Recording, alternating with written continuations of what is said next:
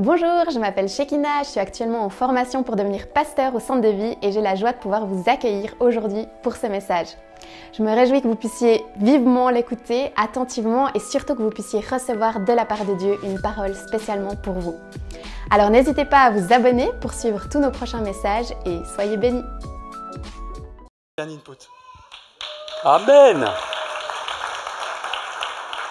Oh, j'ai juste à cœur de prier avec vous. Oh Seigneur, merci, merci, merci pour la puissance de ces témoignages de vie, ces tranches de vie. Seigneur, je te remercie parce que tu as un cœur pour ceux qui ouvrent leur cœur. Tu as une puissance pour ceux qui s'humilient devant toi. Et je te remercie pour les exemples qu'on a entendus. Amen. J'aimerais donner une ou deux pensées fortes encore. Ça ne va pas être long, mais on sent que c'est juste aussi d'être simplement centré sur la parole de Dieu et un des sens, une des significations du baptême. Il y a beaucoup de significations au baptême, mais une des significations. Et j'ai un exemple qui m'a interpellé, qui m'a touché dans l'Ancien Testament, qui indirectement fait penser au baptême. On a un personnage, peut-être vous n'en avez jamais entendu parler, qui s'appelle Naaman. Et Naaman, c'est un général, c'est un militaire haut gradé, chef de l'armée syrienne. Chef de l'armée syrienne. Et la Syrie est puissante à ce moment-là. Et la Syrie a même dominé Israël et envahi Israël, à tel point qu'ils ont fait des otages. Ils ont pris des otages, ils ont kidnappé, par exemple, une petite fille. Et ce Naaman, mais par ailleurs, tout militaire qu'il est, syrien qu'il est, c'est quelqu'un qui est droit, c'est quelqu'un qui est intègre. C'est pas un juif, c'est pas un hébreu, mais c'est quelqu'un qui est intègre. Il est militaire, il est haut placé, il est le bras droit du roi de Syrie, c'est pas rien. Mais il a un problème. Il a un problème qui est particulièrement grave. Il est atteint de la lèpre. Waouh! Certains lisent la Bible. Amen. Il est atteint de la lèpre. Et la lèpre, c'est vraiment une sale maladie. C'est vraiment un truc, c'est dégradant, c'est dégoûtant, vous avez juste envie de prendre distance. Il est désespéré. Et voilà que cet enfant, cette petite fille qui avait été enlevée, qui était juive, qui est dans cette famille, par hasard, elle lui dit, mais si, elle dit à Naaman, enfin elle dit à la femme de Naaman, mais si tu savais, si tu connaissais le prophète dans mon pays, Élisée, lui il te guérirait. Lui il te guérirait. Et aujourd'hui on a entendu ces témoignages et à chaque fois, il y a eu une personne, une maman, un papa peut-être aussi, une connaissance, quelqu'un à la place Purie, quelqu'un ailleurs, qui a été un maillon, déterminant dans ma vie, dans ta vie, à chaque fois. Et tu peux l'être aussi. Et le paradoxe, vous l'avez vu, ce général de l'armée la plus puissante de l'époque, sans doute, eh bien c'est une petite fille. Une petite fille qui a été touchée, qui a entendu parler de l'homme de Dieu, et c'est elle que Dieu va utiliser pour toucher ce grand homme. Et aujourd'hui, j'aimerais te dire, si tu es comme cette petite fille, Dieu va t'utiliser. Amen. Et c'est vrai que c'est ce qu'il fait ici au centre de vie. Cyril mentionnait Claude, Charlène, Monica, et plein d'autres qui font ce travail, qui accompagnent. Et puis ces témoignages qu'on a entendus, ce que j'aime, oui, on a chanté le Dieu des miracles. Et je crois aux miracles. Mais Dieu a différentes manières d'agir. Imaginons, tu as un problème financier, comme on l'a entendu tout à l'heure. Et tu es là et tu pries, Seigneur. Et je peux te dire, Dieu entend et va répondre.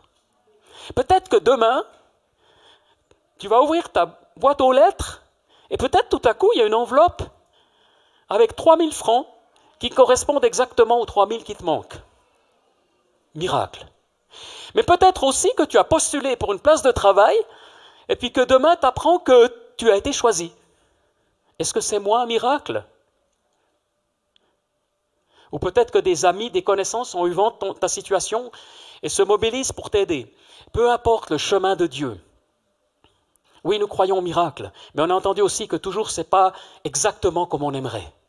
Et Naaman, pour faire court maintenant l'histoire, il est interpellé, il demande au roi, son chef, de pouvoir se rendre en Samarie, c'est-à-dire en Israël, ce qu'il fait, et il part avec 100 kilos d'or et de l'argent et des vêtements, parce que c'est comme ça, avec une fortune, et il part avec toute une petite compagnie de soldats, et puis il arrive auprès du roi d'Israël, accompagné d'une lettre du roi de Syrie, et il lui dit, voilà, je viens pour la guérison.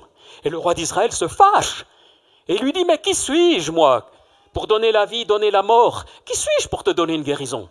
Voilà que cette affaire arrive aux oreilles d'Élisée. Alors Élisée dit une chose très simple, il lui dit, il ne le rencontre pas. C'est quand même l'ennemi d'Israël. Et puis surtout, Élisée, il est malin. Lui, ce qu'il cherche, ce n'est pas l'honneur. Il refusera même les cadeaux par la suite. Ces kilos d'or, il refuse tout. Mais il dit, va dans le Jourdain, va te baptiser 7 fois. Littéralement, te plonger 7 fois dans le Jourdain. C'est une image du baptême. On ne va pas le faire 7 fois, ce sera un peu long. Et Naaman, qu'est-ce qu'il fait? Il n'y va pas. Il est outré, il est irrité, il est en colère.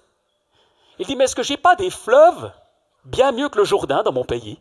Et il les mentionne, c'est mis dans la Bible, les noms. Et il est vrai que le Jourdain, c'est pas que c'est un fleuve pollué, parce qu'à l'époque, il n'y a pas de pollution. Mais par contre, c'est une eau trouble. Mais historiquement, enfin géographiquement, on sait que les fleuves qu'il mentionne, effectivement, il y a des ruisseaux, mais d'une eau pure, cristalline. Il avait une eau. Il dit, mais moi je pensais que le prophète allait arriver, qu'il allait poser sa main sur moi, et comme ça la guérison arriverait. Voilà ce qu'il dit. Mais c'est incroyable. C'est un charismatique, un chrétien charismatique du centre de vie.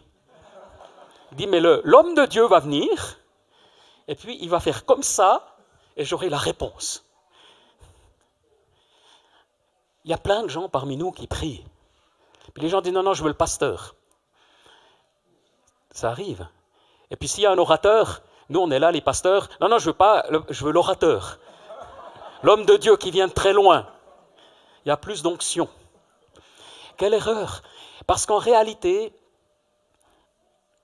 le serviteur de Naaman lui dit, mais si l'homme de Dieu t'avait demandé une chose difficile, tu l'aurais faite. Là, il te demande un truc banal et tu ne le fais pas. Fais-le. Alors Naaman, qui est quand même un homme finalement fier, orgueilleux, mais quand même aussi qui est droit. Il se dit, tant qu'à faire, j'ai rien à perdre. Et il se plonge 7 fois dans le Jourdain, et sans doute vous devinez la fin de l'histoire, il ressort totalement, entièrement guéri. Et il va donner honneur à Dieu. Un miracle puissant, un miracle de guérison, un miracle exceptionnel. Jésus dira, parce qu'il mentionne cet exemple, il dira, mais il n'y avait pas des lépreux en Israël que Dieu pouvait guérir, il y en avait. Mais ce Naaman avait le cœur ouvert. Malgré ses défauts, il avait le cœur ouvert. Et le Seigneur a choisi de guérir celui-là. Et le Seigneur a choisi de le toucher parce que son cœur était ouvert. Ce que je veux dire ce matin, c'est que, alors que les baptisés passent par les eaux du baptême, le baptême représente un abandon total. Le baptême représente une immersion. C'est une immersion. Le baptême représente un abandon total. Le baptême représente la mort et la résurrection du Christ. C'est pour ça que nous ne baptisons pas des enfants bas âge, parce qu'on aimerait que celui qui se fait baptiser comprenne ce qu'il fait comme démarche. Parce que le baptême représente la mort et la résurrection, à l'image de Jésus-Christ qui est mort et ressuscité, Romains 6. La mort et la résurrection. Et Paul ajoute, considérez-vous comme morts au péché. Autrement dit, quand tu choisis de passer par les eaux du baptême, et c'est vrai pour tous ceux et celles qui sont ici, qui sont déjà baptisés, tu as choisi de suivre Jésus-Christ. Mais j'aimerais te dire comme Naaman, obéis au Seigneur. Moi, je me le dis aujourd'hui, j'ai envie d'obéir au Seigneur. Et parfois, obéir, c'est dur. Parce qu'obéir, ce n'est pas forcément partir dans un pays éloigné.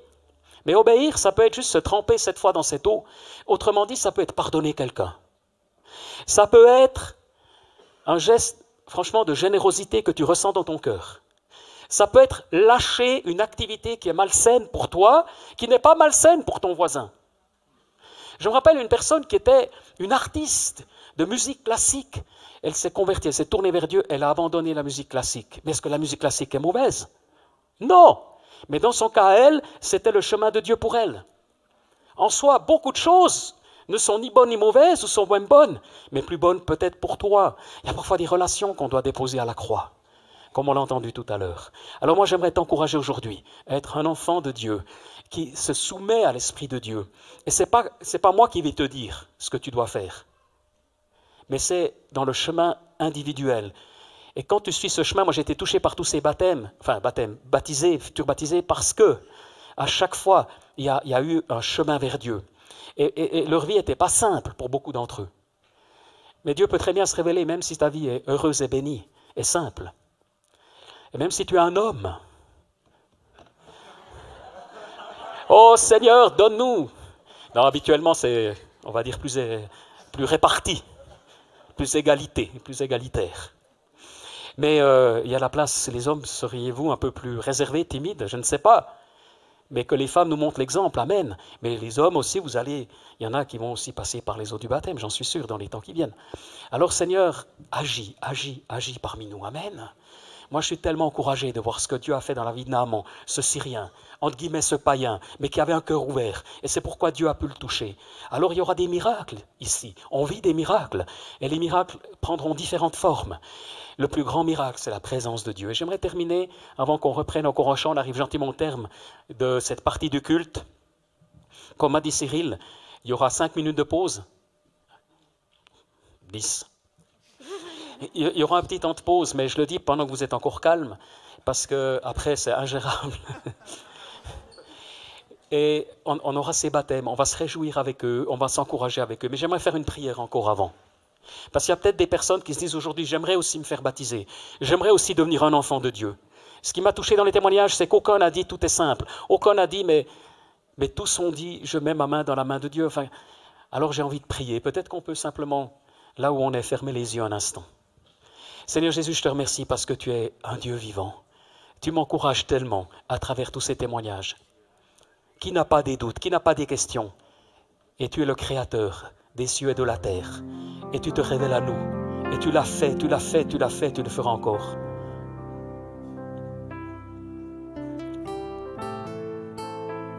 Tantôt tu agis d'une manière, tantôt d'une autre. S'il y a quelqu'un qui est là ce matin et qui dit, mais moi aussi j'aimerais rencontrer Dieu. Moi aussi j'aimerais rencontrer Jésus. Et si tu n'as jamais eu l'occasion de prendre une décision pour lui, si tu n'as jamais eu l'occasion de dire, Jésus-Christ, viens dans ma vie. Je veux devenir un enfant de Dieu. Je veux devenir, comme dit la Bible, une nouvelle créature, quelqu'un de nouveau, naître de nouveau. Tu ne sais peut-être pas où ça va te mener, mais tu as entendu ces témoignages et tu dis, mais moi j'aimerais aussi. J'aimerais simplement t'inviter à lever ta main là où tu es. On pourrait tous lever la main, mais je m'adresse seulement à ceux et celles qui le font pour la première fois, qui n'ont pas eu l'occasion encore de le faire, mais qui veulent inviter Jésus-Christ à venir dans leur vie. Peut-être tu étais croyant, peut-être religieux, peut-être que tu es du centre de vie, peut-être d'une autre église, peu importe. Mais là maintenant tu réalises que tu as besoin d'un Seigneur et d'un Sauveur dans ta vie qui viennent te libérer. Lève simplement la main là où tu es. Il y en a déjà 2 qui ont levé leur main, oui. Peut-être il y en a d'autres. Alors viens Saint-Esprit, touche maintenant. Touche ceux et celles, oui, oui. Amen. Seigneur, je te remercie pour ceux et celles qui se tournent vers toi maintenant. Et on prie pour la faveur, la puissance de Dieu. Je prie pour ces 3-4 personnes que j'ai vues qui ont levé leurs mains. Tu les touches maintenant pour que le Saint-Esprit vienne sur elles leur montrer combien tu es réel et vivant et puissant. Amen.